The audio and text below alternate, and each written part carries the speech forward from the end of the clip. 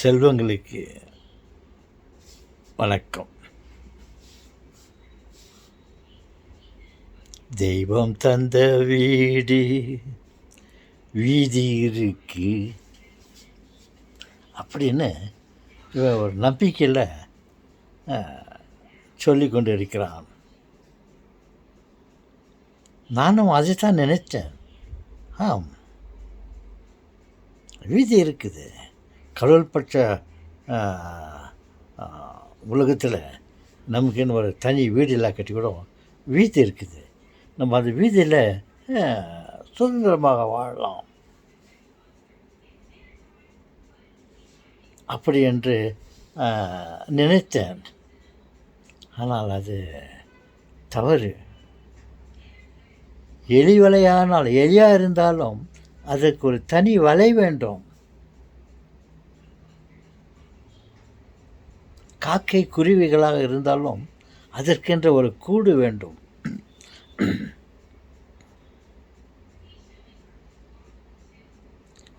இந்த செல் white hands எறும்புகள்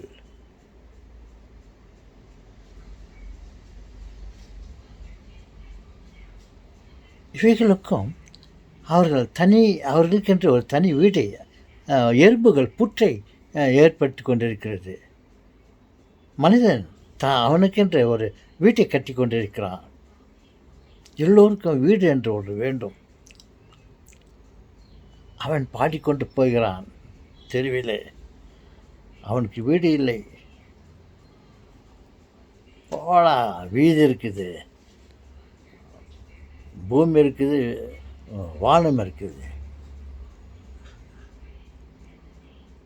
வீடு இருக்கும் வரை நமக்குன்னு ஒரு வீடு தேவையில்லைன்னு அவன் சொல்லின்னு பண்ணான். அது உண்மை, அது முற்றிலும் தவறு என்று சொல்கிறாங்களே. பாருங்கள், வீதி இருக்குதுன்னு நம்ம வீதியில் நடமாடிக்கொண்டு இருந்தால் மாலை நேரம் வரையில் தான் நம்ம அந்த வீதியில் உலாத்தி கொண்டு இருக்க முடியும். இரவு நேரத்தில் வீதியில் நாம் தனியாக இருந்தால் காவல்துறையிலிருந்து நமது ಕಾವಲ್ತುರೆಯವರು வந்து, ಏನಪ್ಪ ಏನು ಮಾಡ್ತಾಯಿದ್ಯಾ ಇಲ್ಲಿ, ಮನೆಗೆ ಹೋಗು. ಇಲ್ಲ சார். ஏய், போகோ மனைவி, வீட்டுக்கு போகலாம், வீட்டுக்கு போ. இங்கே எல்லாம் ரோட்டிலலாம் படுத்தக்கூடாது, வீதியிலலாம் படுத்தக்கூடாது, போன்ட்டு அவங்க தொற்றுறாங்க. எங்கே இருக்குது வீதி, எங்கே இருக்குது வீடு? அவனுக்கு ஒரு வீடு வேண்டும்.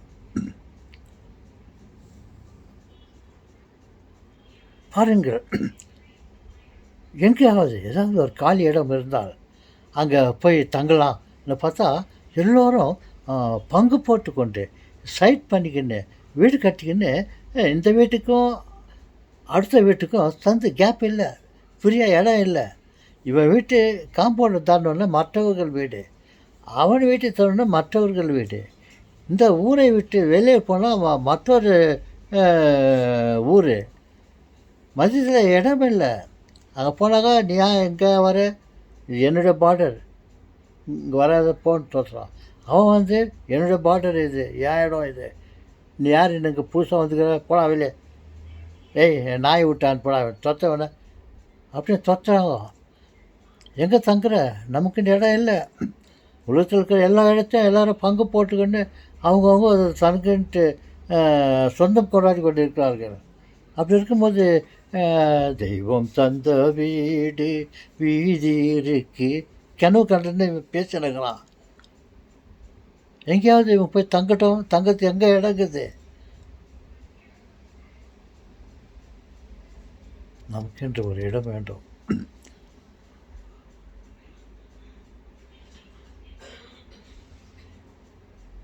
ஏன் ஆம் சொல்கிறாங்களே. ஆனால் எல்லோருக்கும் வீடு இருக்கிறது. அது நாம் ஆண்டு போன பிறகு நமக்கென்று ஒரு சொந்தமாக ஒரு வீடு இருக்குது, அமைதியான இடம், கேட்பார் இல்லை. அப்பேற்பட்ட வீடு கடவுள் கொடுத்துருக்கார் நமக்கு. அது இப்போ கொடுத்துருக்காரா? இல்லை. நாம் மாண்டு போன பிறகு, செத்து போன பிறகு நமக்கு அந்த வீட்டை, அந்த நிலத்தை கொடுத்திருக்கிறார்.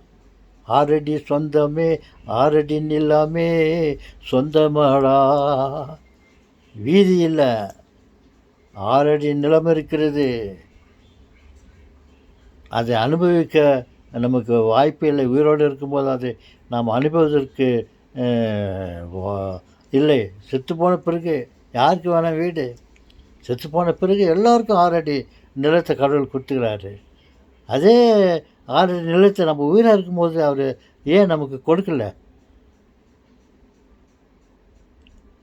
அவர் நம்ம அதை பற்றி யோசிக்கலையா? இவனை உயிராக இருக்கும்போது இவனுக்கு 6 அடி நிலத்தை கொட்டு இவனை சந்தோஷமாக இருக்க வைக்கலாமான்னு இல்லாமல், செத்துப்போன பிறகு யாருக்கு வேணும் அந்த நிலம்?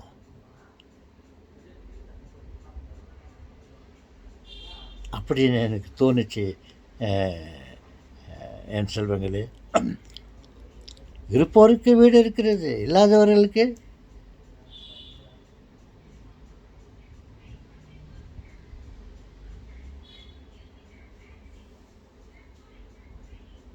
ஓகே.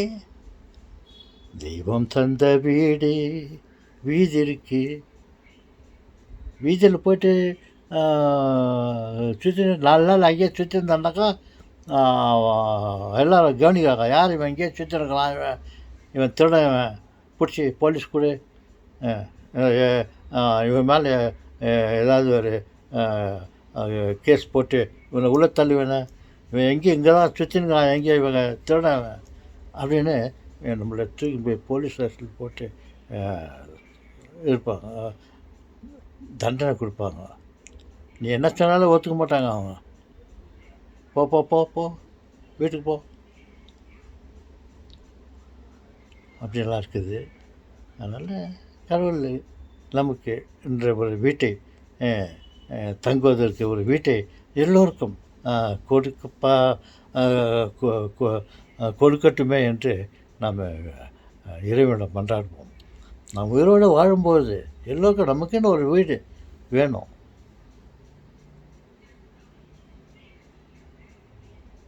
ஓகே செல்வங்களே, மன்றாடுவோம். சொல்லியிருக்கிறார், கேளுங்கள் தரப்படும் அப்படின்னு கேட்போம். நம்ம கேட்காத போதே அவர் கொடுத்தா நல்லாயிருக்கும். எங்கே வீடு வாசல் இல்லையே எவ்வளோ பேருக்கு? ஓகே செல்வங்களே, ஏதோ அந்த பாட்டை ஒரு பாடிக்கொண்டு போயிருந்தா, ஏதோ ஒரு கவலையினால் அவர் போடா யாரையும் நம்பி நான் போகிறேன், போங்களா போங்க, இந்த மாதிரி வார்த்தைகள் எல்லாம் இருக்குது. வாழ்க்கையில் அனுபவிக்க முடியாது அதெல்லாம்.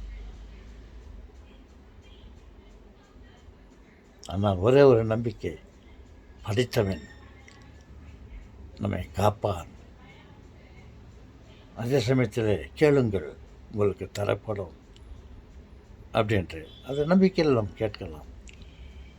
ஆனால் எனக்கு தெரிஞ்சதில்லை ஒன்றே ஒன்று உண்மை, நம் கேட்டாலும் கேட்காவிட்டாலும் நம்ம படைத்த கடவுளுக்கு நமது மீது ஒரு அக்கறை இருக்கும். அப்படி இருந்ததுனால்தான் இப்போ நம்மளெல்லாம் எப்படியோ ஒரு நிலையில் காப்பாற்றி கொண்டு வருகிறார். இவ்வளவு நாளாக நம்மை காப்பாற்றி விட்டார். இன்னும் இருக்கும் சில காலத்துக்கு இப்படியே நம்மளை காப்பாற்றுவார், வழிநடத்துவார் என்ற நம்பிக்கையில் நாம் இருப்போம். ஓகே செல்வங்களே, தெய்வம் தந்த வீடு வீடு இருக்கு, வீதி இல்லை. இந்த ஊர்லேருந்து இன்னொரு ஊருக்கு போக முடியாது, அவன் ஊர் அது. அங்கேருந்து வேறு எங்கன்னா போகலனாக்கா அது அவன் இடம் அது.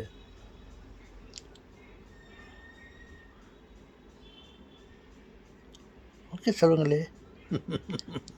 என்ன தாத்தா புதுசாக கண்டுபிடிச்சிக்கிறீங்க தாத்தா, நீங்கள் சொல்கிறது கரெக்டு தாத்தா. 6 அடி நிலம் எல்லாருக்கும் கொடுத்துக்கிறாரு பங்கு போட்டு. ஆனால் நம்ம உயிராக இருக்கும்போது அது கொடுக்கலையே. அந்த 6 அடி நிலத்தை யார் அனுபவிக்கிறாங்கோ? செத்து போன பிறகு சங்கு ஊதி என்ன பிரயோஜனம்?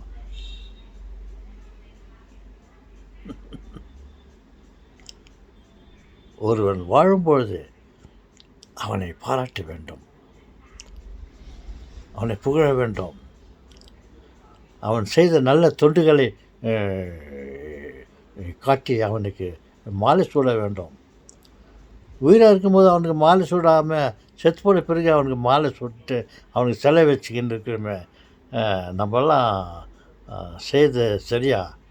ஒரு மனுஷன் நல்ல காரியத்தை செய்கிறான் இல்லைக்கா, அவன் உயிரோடு இருக்கும்பொழுது அவனை வாழ்த்தணும்.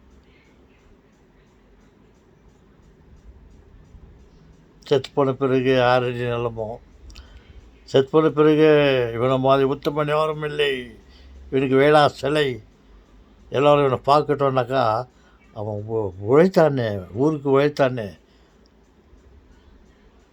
அவன் அந்த பாராட்டுகளை பார்த்து சந்தோஷப்பட அவனுக்கு வாய்ப்பே இல்லை. செத்து போன பிறகு என்ன பாராட்டு யாருக்கு வேணும்? செத்து போன பிறகு 6 அடி நிலம் யாருக்கு வேணும்?